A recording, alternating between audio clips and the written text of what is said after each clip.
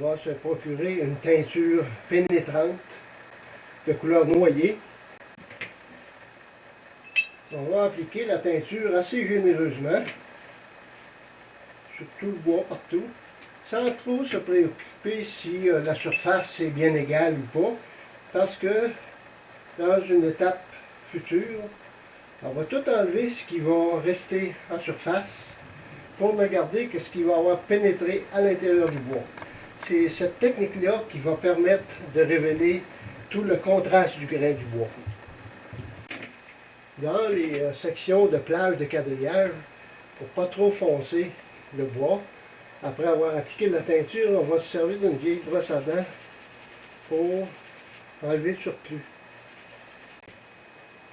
À ce moment-ci, on a fait boire au bois toute la teinture qu'il a bien voulu absorber. Une fois la teinture bien sèche, disons à peu près après 24 heures, l'étape suivante, c'est le bouchage des pores du bois.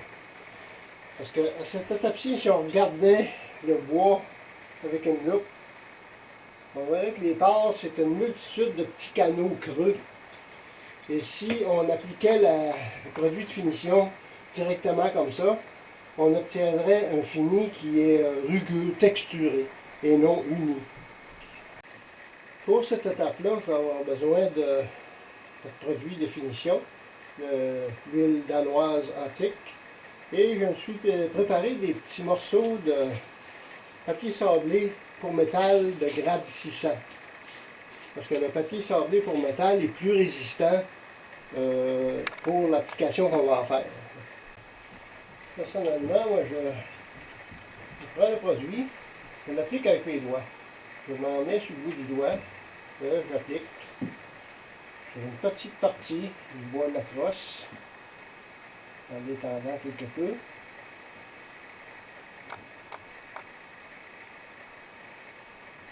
Puis, c'est ce qu'on appelle le sablage humide, que les Américains appellent le wet sanding. C'est qu'on sable tout doucement dans le sens du grain du bois, à travers cette partie humectée du bois.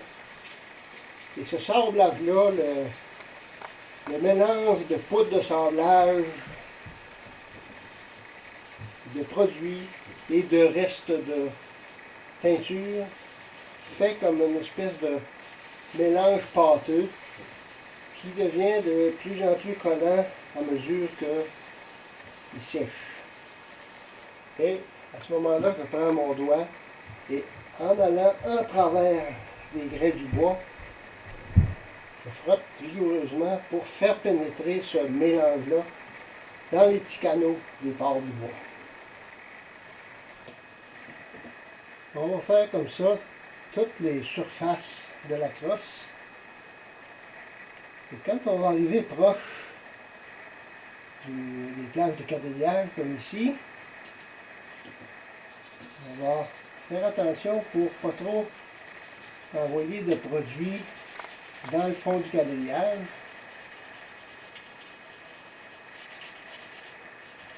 Et s'il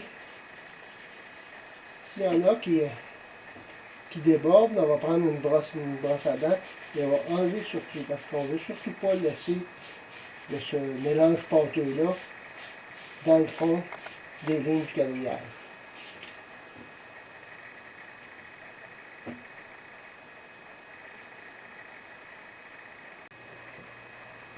Après la période usuelle de séchage de 24 heures, la surface de la crosse, toute la surface se retrouve maintenant complètement recouverte dans cette espèce de cambouis de poussière, de sablage séché.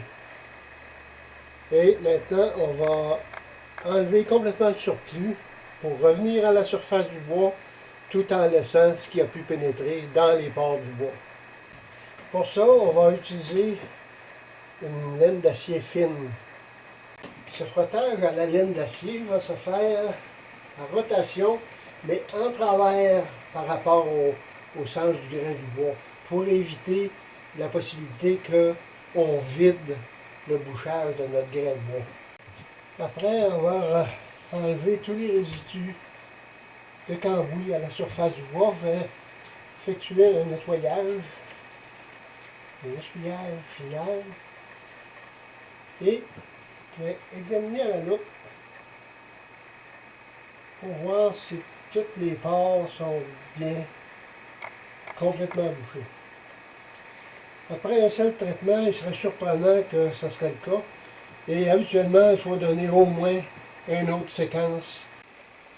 Après cette deuxième étape de sablage humide avec le papier sablé de grade 1000 et l'enlèvement par la suite complet de tous les dépôts possibles, après séchage de 24 heures, je me rends compte avec un examen à la loupe que toutes les parts du bois sont maintenant bien bouchées. Fait que je suis prêt à passer à l'étape de la finition proprement dite. Pour ça, je vais encore me servir de mon huile danoise et cette fois-là, je vais la diluer à 50% avec un bon diluant en peinture, la mettre dans un autre petit contenant, de façon à obtenir un produit très clair qui va pénétrer encore mieux dans le bois et qui ne laissera pas de dépôt à la surface. Je vais appliquer le produit au doigt par petites couches fines que je vais appliquer en frottant pour bien faire pénétrer le produit dans le bois, en y allant comme ça, petite partie par petite partie, pour tout couvrir la surface de la crosse. L'application du produit va se faire comme ça, par plusieurs petites couches fines, peut-être 5 ou 6 à intervalle de 24 heures, de façon à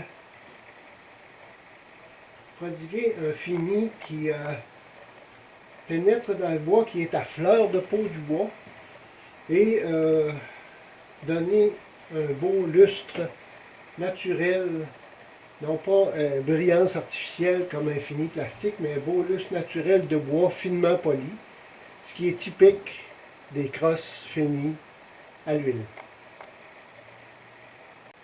Encore une fois, dans les sections de quadrillage, je vais appliquer le produit au pinceau, le petit pinceau,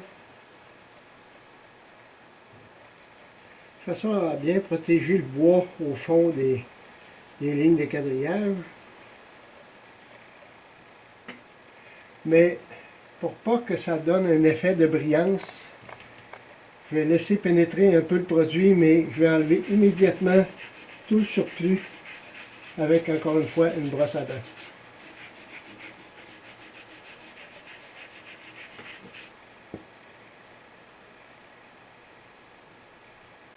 Évidemment, ce n'est pas après une première ou même une deuxième application qu'on peut espérer voir le résultat final.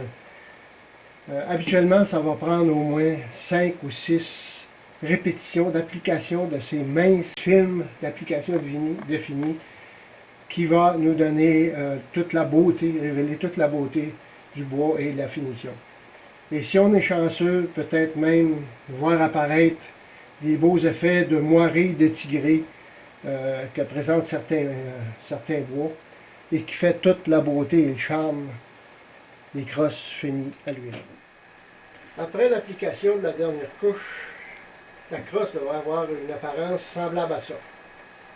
Bien sûr, les bois ne sont pas tous égaux et le grain du bois peut avoir des caractères différents, mais le fini devrait sensiblement présenter une apparence comme ça, c'est-à-dire avec un beau fini de lustre sobre. En fin de compte, vous aurez restauré la crosse de votre âme à son allure de neuf. Et c'est un travail que vous aurez réalisé vous-même. Une réalisation dont vous pourrez être fier à juste titre.